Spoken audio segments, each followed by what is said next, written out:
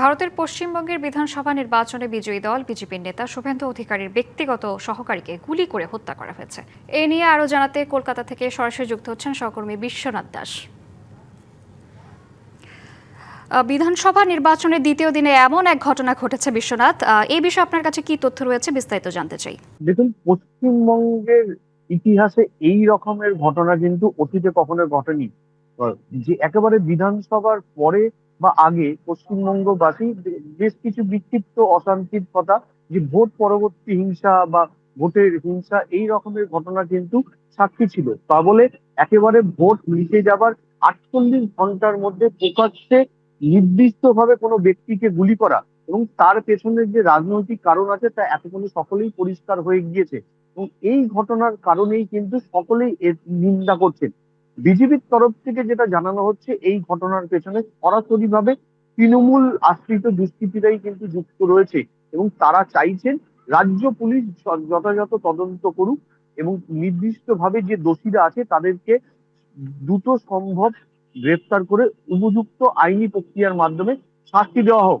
গতকাল রাতেই ঘটনাস্থলে এসে পৌঁছেছিলেন শুভেন্দু অধিকারী, সুকান্ত মজুমদার সহ একাধিক বিজেপি বিধায়ক ও কর্মীরা।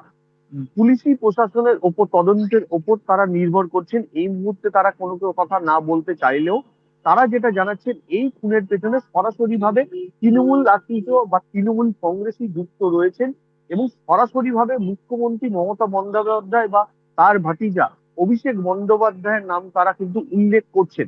পুলিশি তদন্ত ইতিমধ্যেই শুরু হয়েছে। গোটা এলাকার যে সিসিটিভি ফুটেজ রয়েছে তা কিন্তু খতিয়ে দেখা হচ্ছে এবং নির্দিষ্টভাবে সেই সময়কার যে ফুটেজ রয়েছে তাও খতিয়ে দেখা হচ্ছে। মূলত এখনো পর্যন্ত যে তথ্যটা পাওয়া যাচ্ছে, 3জন দুষ্কৃতী আসে একেবারে গাড়ি থামিয়ে।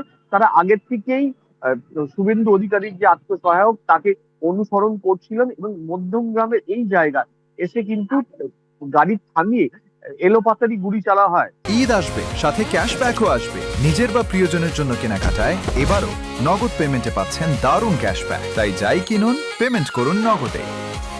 4 রাউন্ড গুলির মধ্যে 3 রাউন্ড গুলি সরাসরি লাগে শুভেন্দু অধিকারীর আত্মসহায়কের গায়ে এবং সেই মুহূর্তেই তিনি কিন্তু গাড়িতে রক্তাক্ত অবস্থায় লুটিয়ে পড়েন এবং আরেকটি গুলি লাগে গাড়ির অন্য যে পাশে বসেছিলেন চালক তার গায়ে। দুজনকেই হাসপাতালে নিয়ে গেলে স্থানীয় একটি বেসরকারি হাসপাতাল, সেখানে চিকিৎসকরা তাকে মৃত বলে ঘোষণা করে। এরপরেই কিন্তু চাঞ্চল্য ছড়িয়ে পড়ে। ইতিমধ্যেই প্রশাসনের তরফ থেকে গোটা এলাকা পুলিশি নজরদারি শুরু হয়েছে। সিআরপিএফ, র্যাব এবং সেনাবাহিনী মোতায়েন করা হয়েছে যাতে নতুন করে কোনো অশান্তি খবর না পাওয়া যায়।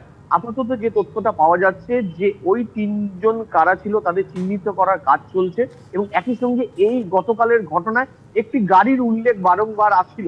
সেই গাড়ি ইতিমধ্যেই ট্রেস করা সম্ভব হয়েছে। তবে সেই গাড়ির যে নাম্বার, সেই নাম্বার দাঁড়িয়ে গাড়ির যে মালিক তার সঙ্গে যোগাযোগ করা হলে জানা যায় যে তার বাড়িতে কিন্তু গাড়ি রয়েছে, অর্থাৎ নাম্বার, গাড়ির যে নাম্বার সেটিকে ব্যবহার করে অন্য একটি গাড়ি ব্যবহার করা হয়েছিল এবং সেই গাড়িতে কারা ছিল বা তারা মধ্যে কে কে ছিলেন সেই জায়গায় যেমন শনাক্ত। বিশ্বনাথ, আপনাকে ধন্যবাদ।